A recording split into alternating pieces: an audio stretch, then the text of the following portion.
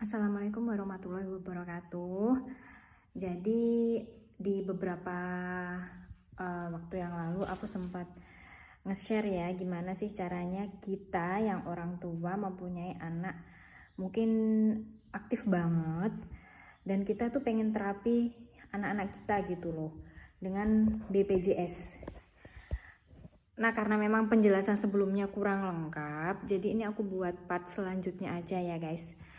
Jadi pertama itu aku konsultasi ke dokter anak. Jadi dokter anak itu maksud saya waktu ke dokter anak itu aku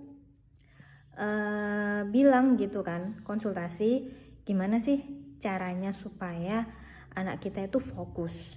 Kalau dipanggil tuh terus dateng gitu loh. Dan memang kesalahannya itu dari semenjak bayi itu dia udah kenal screen time gitu, kayak TV. Kalau YouTube sih belum aku kenalin sih, jadi ke TV aja gitu. Jadi TV itu selalu kalau aku sama anakku itu TV itu selalu nyala gitu loh. Jadi dia secara nggak langsung kan cuma komunikasi satu arah ya. Sebenarnya saya juga ikut komunikasi, tapi karena memang waktu itu lebih banyak ke TV-nya mungkin ya. Dan kesalahan saya sebagai orang tua, saya mungkin kurang mengajak komunikasi anak saya gitu. Jadi mungkin itu mempengaruhi perkembangan dia sehingga anak saya itu kurang fokus kalau dipanggil gitu. Nah, kemudian saya ke dokter anak. Memang waktu itu ke dokter anaknya bayar sih, bukan pakai BPJS gitu, bayar normal aja gitu. Sekitar 500-an mungkin ya.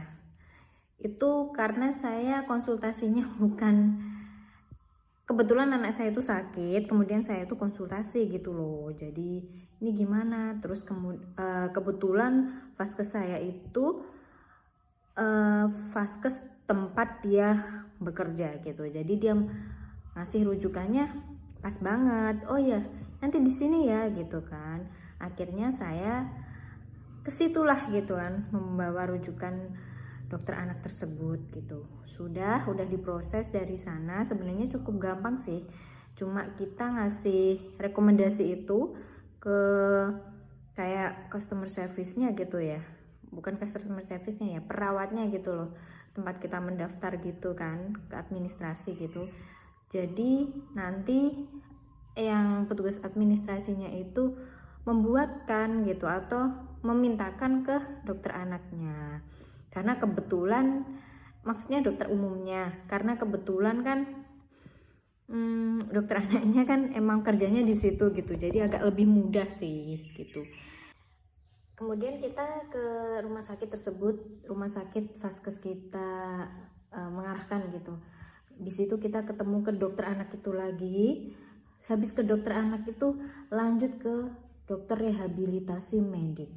Kemudian dokter rehabilitasi medik itu mengarahkan lagi ke bagian tumbuh kembang anak. Nah, di situ kita udah dijadwalkan tuh berapa kita harus masuk berapa kali dalam seminggu, jamnya berapa, itu udah dijadwalkan, udah dapat kayak kartu kuning ya. Dan maaf banget semua kartu-kartunya tuh udah bukan, saya nggak simpan sih, cuma waktu itu udah nggak tuh, jadi saya lupa naruhnya tuh di mana gitu loh. Nah, kemudian di situ udah aku terapi anakku tuh mungkin sekitar 2 bulanan atau 3 bulanan ya, 3 bulanan mungkin sih.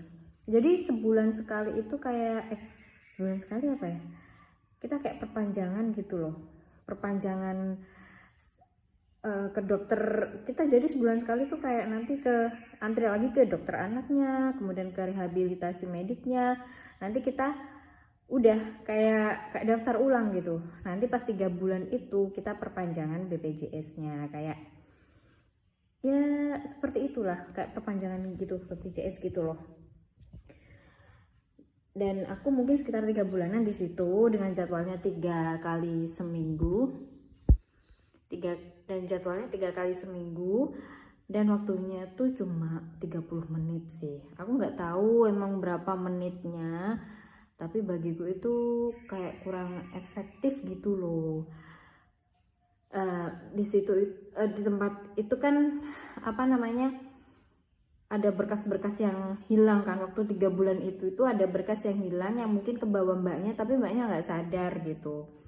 Karena aku nggak tahu kebutuhan apa yang aku harus kumpulkan, jadi aku nggak ngeh gitu. Karena untukku saya kira itu untuk arsip mbaknya gitu. Jadi setelah 3 bulan itu aku baru ditanyain mana berkas yang hilang itu gitu.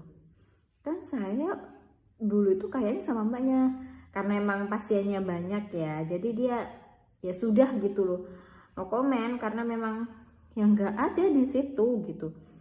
Nah akhirnya ribet gitu kan mengurusinya dari awal gitu kan, kayak soalnya udah berulang kali gitu, udah 2 kali kayak gitu. Dan saya sudah mengutarakan itu, oh itu buat sini ya gitu. Jadi saya kan kalau perpanjangan 1 bulan sama 3 bulan tuh berkasnya beda gitu. Jadi ada satu berkas lah pokoknya yang menurut aku keselip, nggak tahu di mana, di rumah nggak ada gitu. Akhirnya aku udah stop aku dan mulai menyekolahkan anakku. Ini pilihan orang tua sih, mereka mau menerapi di rumah juga bisa.